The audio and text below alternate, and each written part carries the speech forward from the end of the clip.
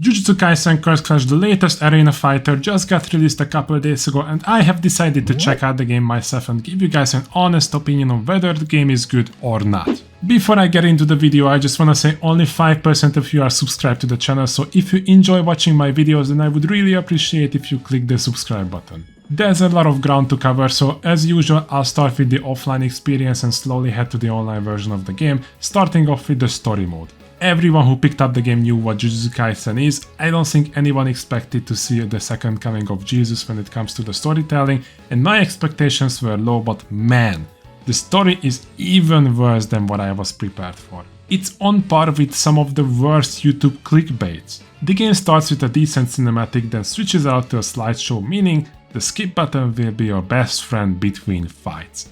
You literally have to spam the skip button to get to the action. Now I do know that most of you are here for the meat and potato of the game, so that's as far as I'm willing to talk about the story mode. It's there, but why? I always say that games live or die by how they feel to play. They can have the best OSTs, the best cinematics, the best netcode. It can have literally everything if it's asked to play, and unfortunately, I can kinda see why most people dislike the game. My first impression was bad, like actually bad. I didn't think that the game was fun for about 10 minutes. It took me about that long until I finally started to understand what the buttons do. This is one of the main points why I think many of you don't like Jujutsu Kaisen Cursed Clash, especially if you pair up this with the fact that the game is trying to be lore accurate when it comes to taking damage. Like, even when you finally figure out how to press buttons, most of your attacks won't do damage. And then comes the fact that when you're getting comboed, you either tack back into the next attack or you get a hard knockdown and have enough time to contemplate on your life choices. It takes far too much time until you're denied of playing the game. But again, as I said, this is just a temporary problem. If you're willing to put in the minimal amount of effort, the game will reward you. If the servers are not down, but we'll get back to this later.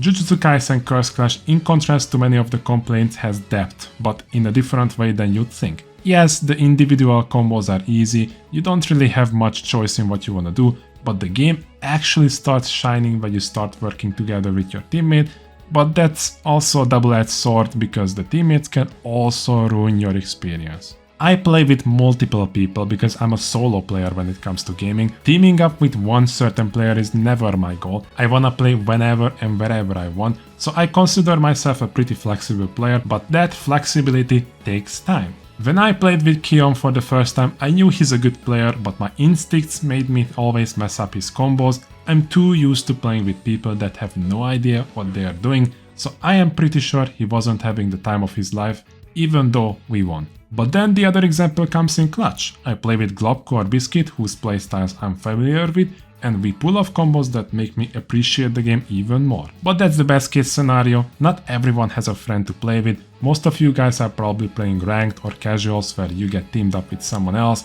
but only if the servers actually work. I don't think there has been a single day since release when the servers weren't dead. Sometimes you cannot match up with anyone for hours, but even when that's fine, you get matched up with people that apparently has poor connection, and because of that, you get dodged.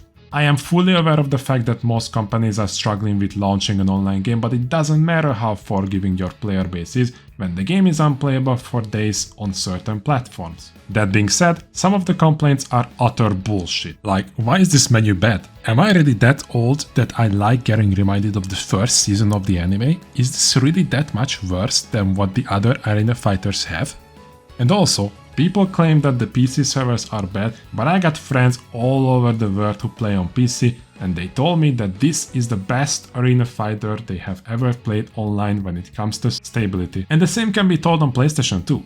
When the servers are actually not down, and even when the game tells you your opponent has poor connection, the netcode is stable. This is delay-based netcode, of course. If someone is on Wi-Fi, there's nothing we can do, but Viking has done it again. The netcode is stable. You're only having issues if you're on Wi-Fi, but if that's the case, then I'm sorry man, that's a you problem. The co-op of the game is also surprisingly fun. You play a rush battle where you can grind your character's level to make him stronger, to prepare yourself for survivor mode, where the CPU is insanely powerful. The grind is a little bit tedious, but I grew up on MMORPGs that have the worst grinds of all time, so I honestly don't mind it. What I do mind though is the stupid decisions this game has. I'll be as honest and blunt as possible, it is not my intention to bash anyone, but to put it simply, a lot of people are not proactive, not smart.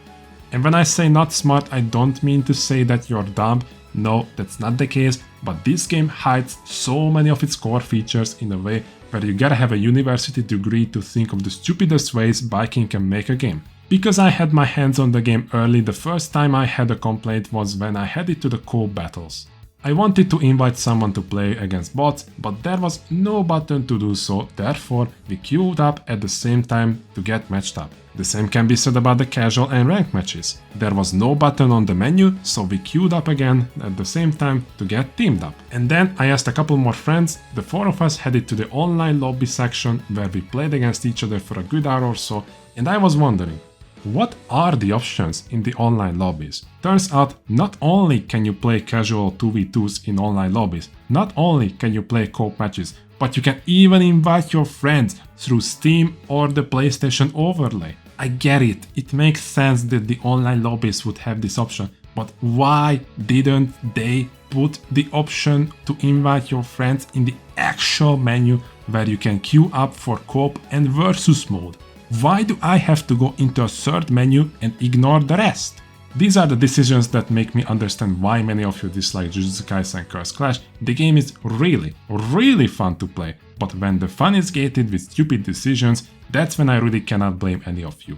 Again, as I said, I actually enjoy playing JJK. I haven't had this much fun for a very long time. If anything, I have even more fun than what I have ever had in Naruto Storm Connections. Not to mention that many of you compared this game with Tekken 8, which also costs $60, which is the better game, no question, but I didn't even think about this because I cannot consider arena fighters as actual fighting games. The only arena fighter that comes close to being an actual fighting game in my opinion is Demon Slayer. I just cannot see Naruto Storm Connections or Jujutsu Kaisen Cursed Clash being a fighting game. I can perfectly understand where the complaints come from and I can even agree with some of them, but at the end of the day, Viking has made an anime game which is slightly different than what we usually get, and that's exactly what I wanted. Something new. To me, the flaws Jujutsu Kaisen Cursed Clash has gets buried within the fun I'm having within a 2v2 setting, but I do wonder how long that's gonna take. I hope Viking fixes the annoyances the game has. And there you have it. This was my honest opinion about Jujutsu Kaisen Cursed Clash. I hope I didn't ramble too much, but so far this is how I feel about the game. Let me know down in the comments what your experience was with the game. And if you wanna see more JJK content, then I would really appreciate if you smash the like button and subscribe to the channel. The other day I have played with Maki, who's definitely the most underrated character in the game. Click the left card on the screen if you're curious how good she actually is. That's gonna be it for today's video, guys. I hope you all have had a fantastic day. Stay safe. Until next time, boys. Peace!